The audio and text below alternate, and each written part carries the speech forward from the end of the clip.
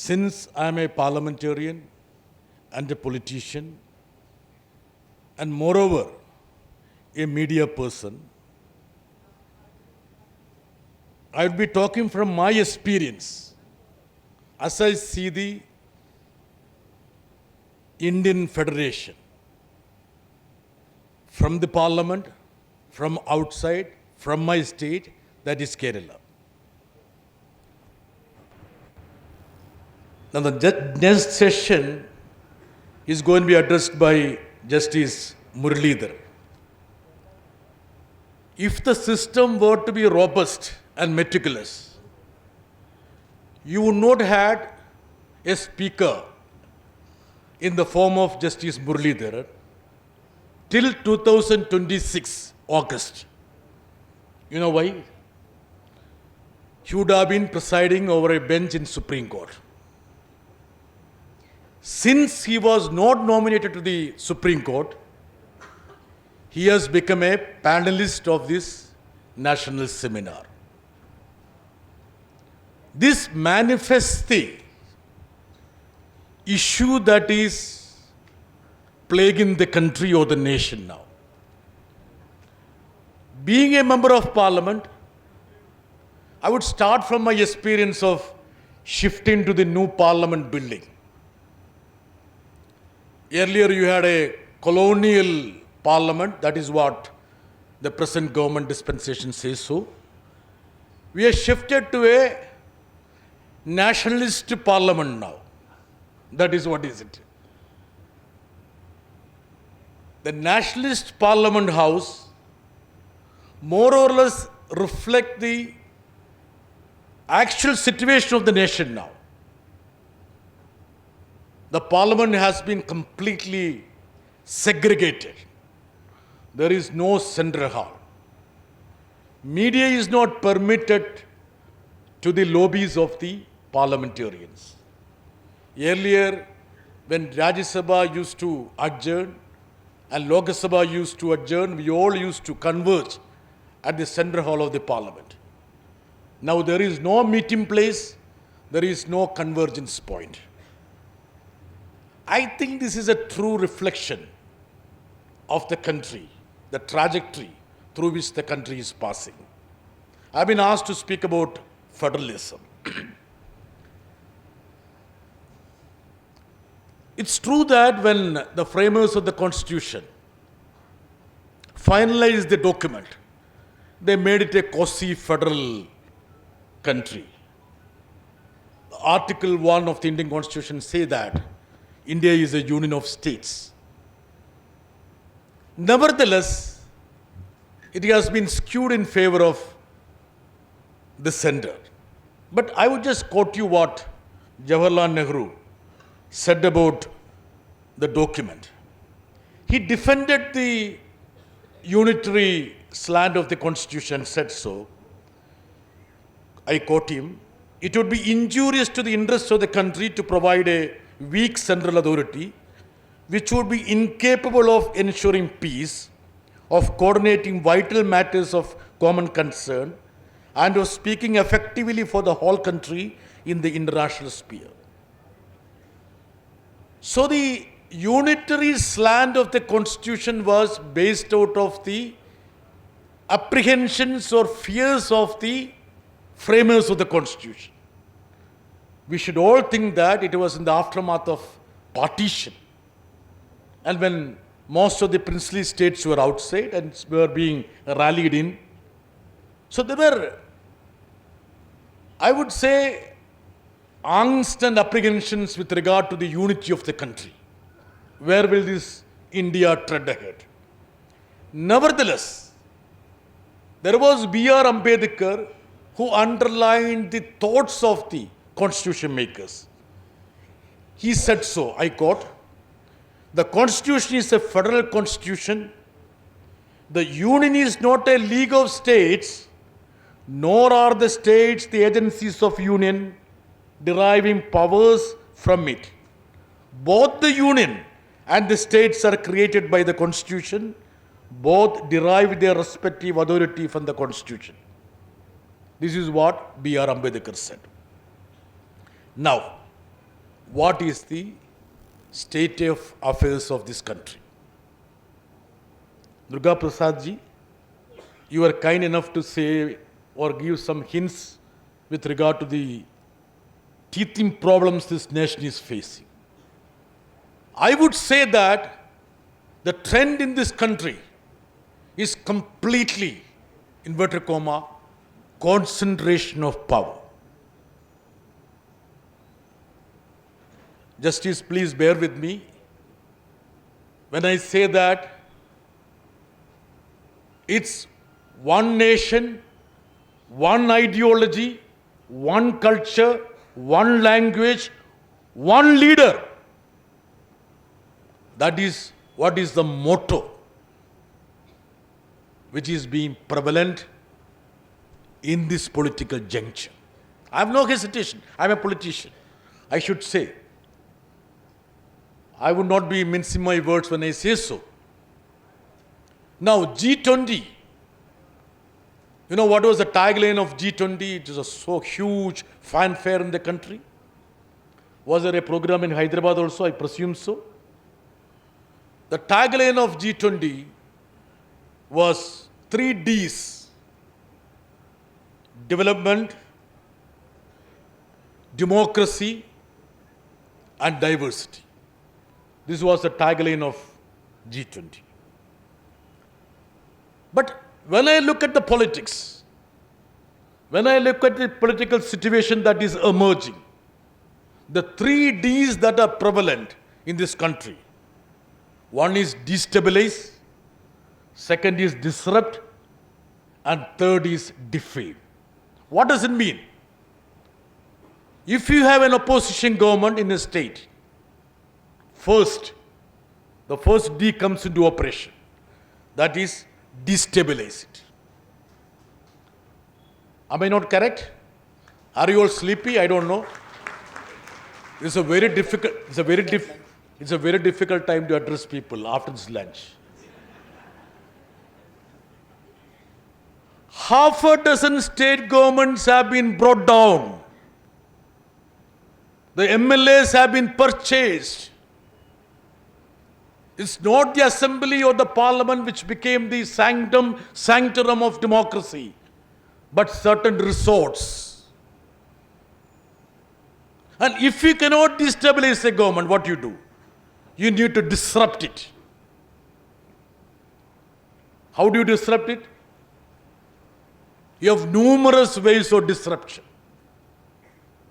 In Kerala, we see the disruption in the form of the role of the governor. I presume that Telangana also must be having, inverted comma, not the governor general.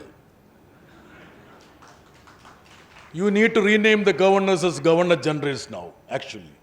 They are more powerful, or rather, they seem to be more powerful than an elected government. Now, if you cannot disrupt an opposition-led government, then the third thing is defame. The Prime Minister of this country had the audacity to be a brand ambassador of a movie called Kerala Story, which was produced just to defame a state called Kerala. Kerala was depicted as a state being the hotbed of terrorism, but the statistics of the central government would vouch for the fact that Kerala is the most peaceful state in the country. Just see the 3D in operation. You know, if you compare this, I'm standing in, in South India, this citadel of South India. I was having a debate in Parliament and I was saying, see, if you compare the North and South, with 18% of population, we are contributing 35% to the GDP. With 18% of population. And the London Economist brought out an issue which had underlined about the extreme poverty levels in India.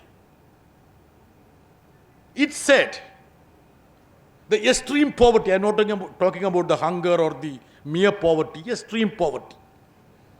It's 30 to 40% in North India. Madam, it's hardly 10% in South India. And you know what is the extreme poverty level in Kerala? It's just 0%. But you have a prime minister who depicts Kerala as Somalia. You understand? A prime minister depicts a state called Kerala where the extreme poverty level is almost zero as Somalia. You had a home minister, I'm talking about federalism, of course, this is federalism. You have a home minister who is supposed to be the custodian of national unity and integration. Home minister looks after the integration of this country, unity of this country. He came to Karnataka on a campaign, which he lost miserably, that's another thing. And he was saying, voters of Karnataka should beware, because you have a neighbor called Kerala. Can you ever imagine a home minister of this country saying that? You should be afraid of a state called Kerala. The home minister should have said, you should be glad to have a state like Kerala as your neighbor. I wrote an article in Indian Express. This is completely unbecoming of a home minister. He should not be instrumental in defaming a state, because he is the custodian of the federalism. After a couple of weeks, I was served a notice by the Rajya Sabha chairman, that is the Honorable Vice President. I was called in to give an explanation, because the complaint which was lodged against me said that action should be taken against John Brittas because he is indulging in sedition. Durga Prasad ji, you are making so much of money in civil matters, but do you know the criminal matters? I came to know that he is a very affluent lawyer. But his goodwill is there because he argues many cases on pro bono basis. So, congratulations, sir.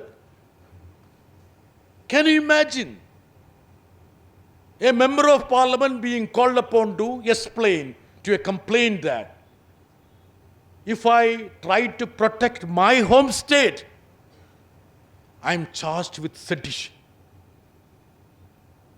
Sir, the 3 Ds have become, as I said, destabilize, disrupt, defame.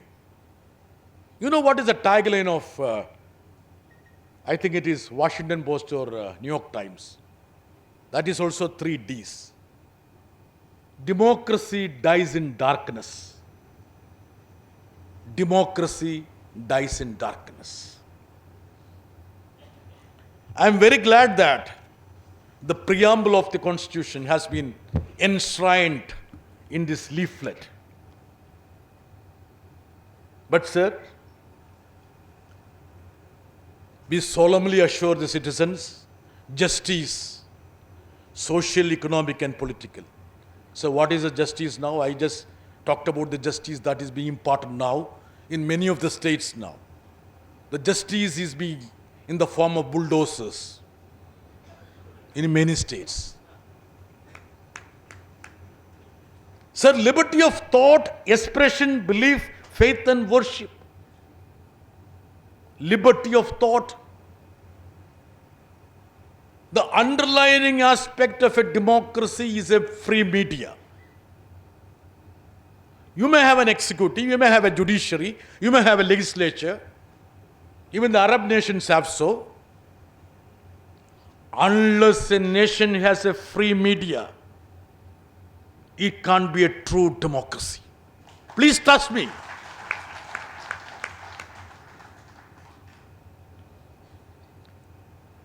Can anybody claim that India Does have a free media now? Absolutely no. It is completely caved in. That's why a lawyer friend of mine who was a journalist there, where is Arjun Kambe? Where are you, man? He calls all the media guys Godi media, Godi media.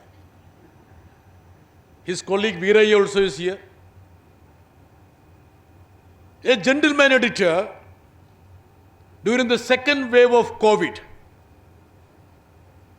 when crores of people were left on the roads, from Kerala, lakhs of people had to go to their own homeland in UP. No transportation. You know, a movie has been made when people had been ran over by a train in Aurangabad when they were sleeping on the sleepers, on the train tracks, because it was forest. The government had completely abandoned the crores of people. Then a magazine called Outlook put out a cover story saying that missing,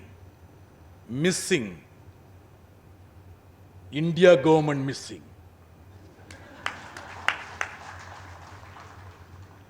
Madam, you would be surprised. After 3 weeks, the editor of the magazine was sacked. The editor of the magazine was sacked. There was only one newspaper in this country which gave a photograph of the floating dead bodies in river Ganges during the second wave. Only one newspaper. You know these newspapers and television in the debates, Muslim, Hindu, Muslim, Hindu. Have you ever seen a newspaper or a television giving the photograph of those hundreds of bodies which were seen floating in the river Ganges? One newspaper gave, Dainik Bhaskar. The following day, CBI, Income Tax, Enforcement Directorate raided the newspaper office. Khatam ho gaya. Finished. Yesterday night, a order was issued by Anandabazar Patrika, which operates the Telegraph newspaper, which was the last post of hope, of resistance. The editor has been removed because he was bold enough to give stories against the establishment, Delhi establishment. So what do you infer from that? If you don't have a free media, how does democracy survive? And I don't need to talk about judiciary because in my initial remarks I said that you people are lucky to have Justice Muralidharan because we don't have a transparent appointment system in the Supreme Court or in high courts.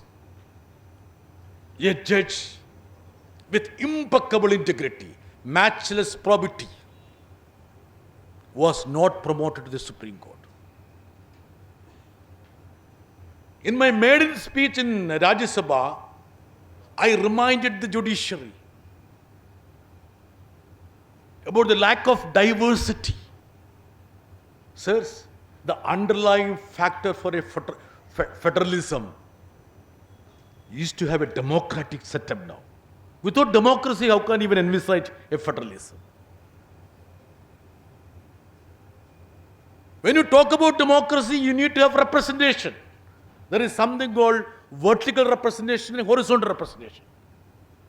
Now, the whole gamut of issues which are being discussed under federalism comes under the vertical aspect which I need to dwell on. When you talk about horizontal representation, I feel this is the only one country which tread ahead without giving representation to the people. 20 crores of the population in this country are not represented in the executive. You know what I am trying to say. 20 crores Muslims in this country, do not even have a representation in the union government. I was just looking at the first cabinet of Nehru. Maulana Azad, Rafiq Kidwai, Ambedkar, Jagajeevan Ram. Who else? See the model government. From there, how we have drifted, how we have reached this level. I will take few more minutes because you need to listen to the erudite presentation of Justice Rajani. Nevertheless, I will have to talk about the political aspect of the federalism. I said about how the governors become governor generals. Now the Democrats' sword is actually hanging on the southern states.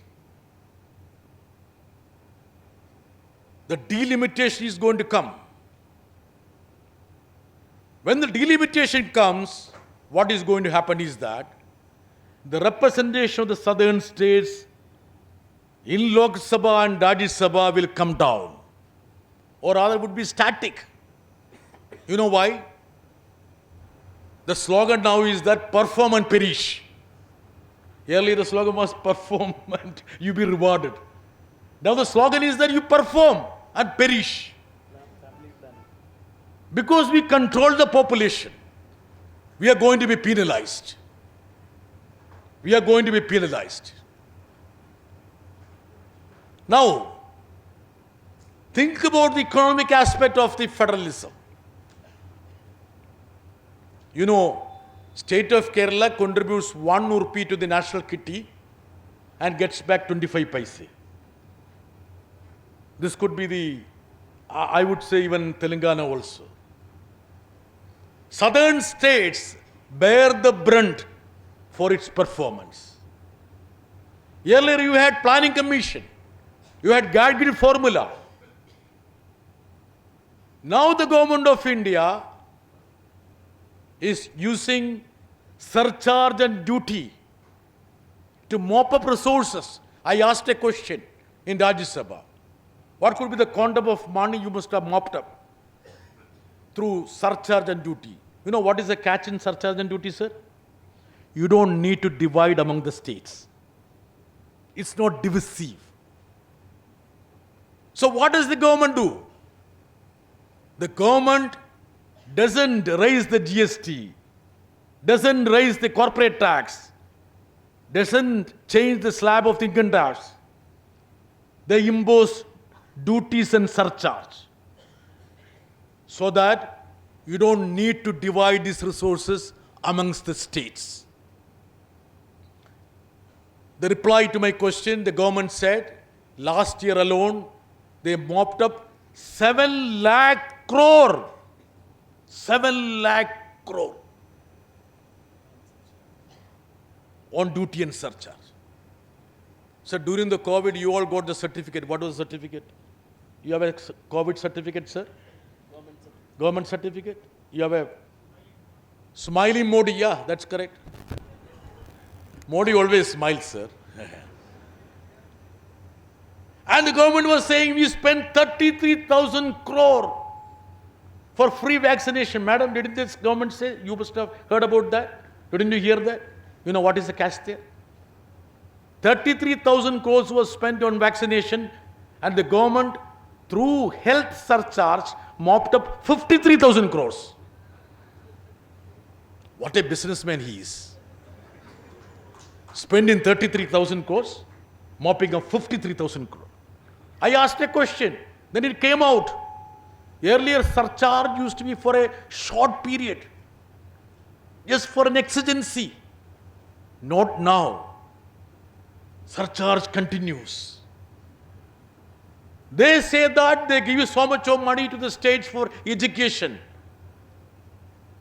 Please understand, that is out of the surcharge which you give. And they make the schemes and send it to us. We cannot match these schemes. You know why? We have surpassed the threshold. So the government of India last year announced PM Sri schools. You know what is PM Sri schools? Having a PM Sri school in every village which doesn't have a school. Kerala government is groping in the dark. Where to find a village which doesn't have a school? We all have. So your money, my money is being siphoned out to other states because we performed. That is what I said, perform and perish. So is this the federalism that was ushered in by Ambedkar? Didn't he say so? Didn't he say so? We are equal partners of this constitution. We are not an agency of the center. Didn't he say so? Madam, let me just tell you one thing. The Supreme Court fudged very badly. Often they do, you know that.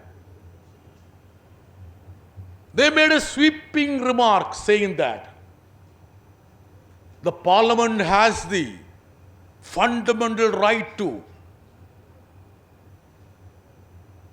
change a state to a union territory. Can you ever imagine? In the context of the abolition of 370 of Jammu and Kashmir, a case came up in Supreme Court and the judges said that the government has every right if the parliament passes.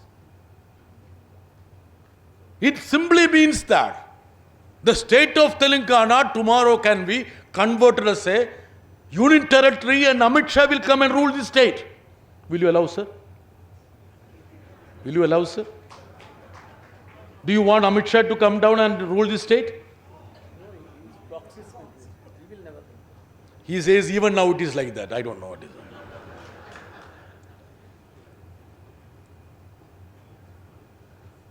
Now, there is an onslaught against the basic structure of the constitution.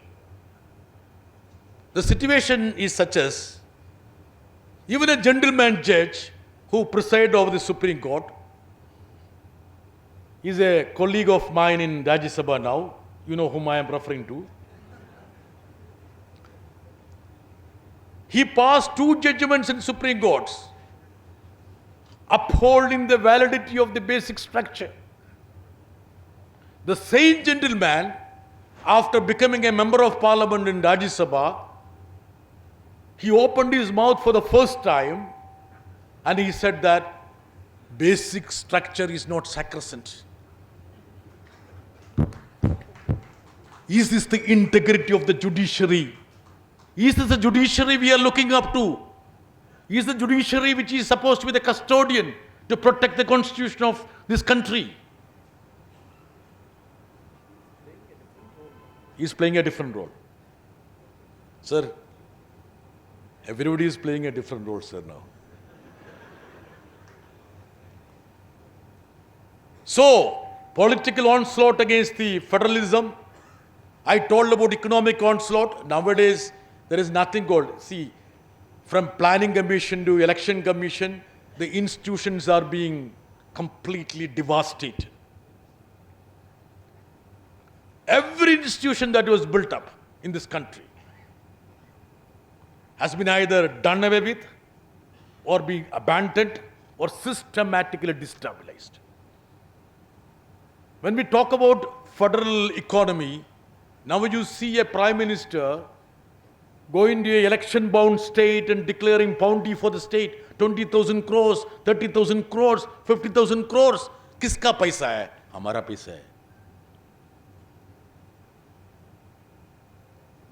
Sir, this is a country where there used to be a formula to divide the resource of this nation.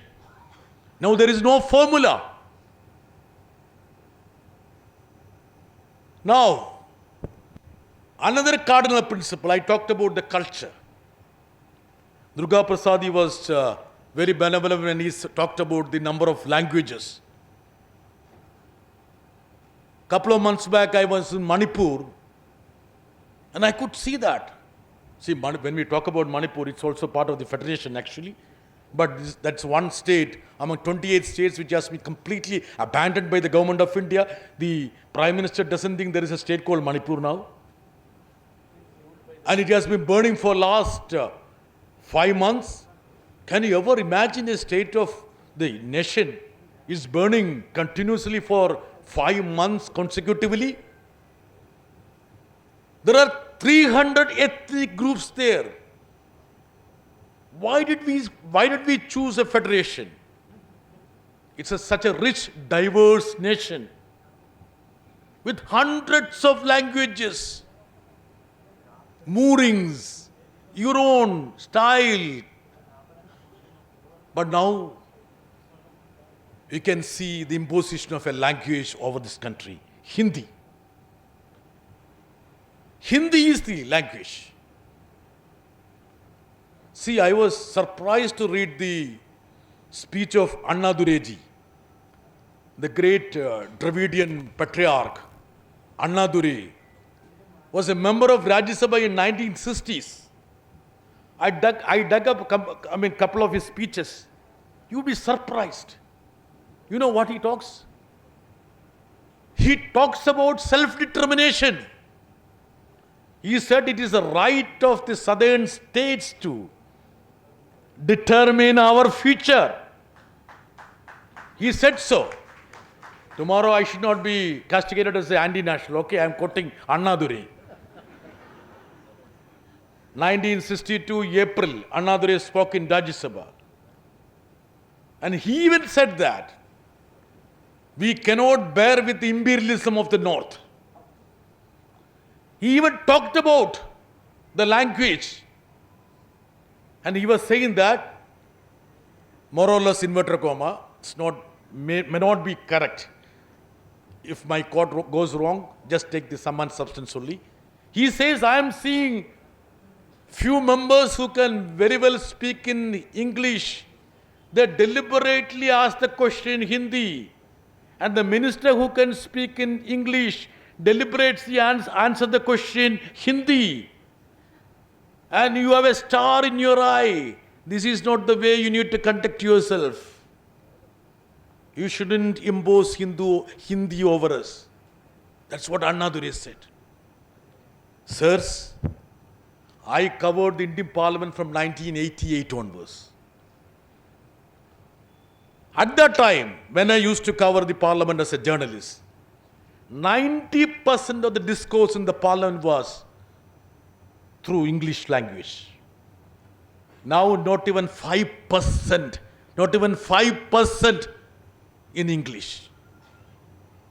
Only 2 ministers of this cabinet have the right to speak in English. All other ministers, whether they know English or any other language, they are supposed to speak in Hindi alone.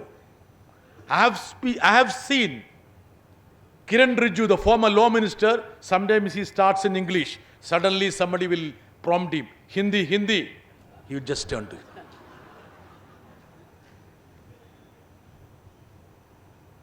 Is this the federal spirit that has been co-opted by the Indian Constitution? Absolutely no, sir. So I would say that India has traveled a lot away from the cardinal principles enshrined in the Constitution. And I would say that 2024 election is going to be very crucial. If the delimitation happens, already the South India, I have no hesitation in saying so, already South India is an informal colony. If delimitation happens, it would be a formal colony. Madam, the G20 was talking about global South. Global South. Shouldn't the government talk about the South India? That's more important. I would say that India, being a rich, diverse country, Unless you can protect the diversity of this nation, the unity of this nation cannot be protected. Diversity is the strength of this nation. And the administrative, political form of diversity is federalism. And some of my friends have a misconception saying that when I always talk about democracy in danger, some of them say that, Brittas, don't worry about that. We have a constitution which will protect Indian democracy. Humbug. Only democracy can protect this constitution. Please understand. Unless you have a democracy, this constitution cannot be protected. So the underlying aspect of federalism, constitution, independent judiciary, everything relies on democracy. If you can't protect democracy, everything which are supposed with superstructures would get demolished. I wish that such deliberations like this would enrich the discourse in our society so that the people of this country have a clear perspective about what our constitutional makers, the framers of this constitution and the founders of this nation had envisaged with regard to the federal structure of this nation. Thank you very much.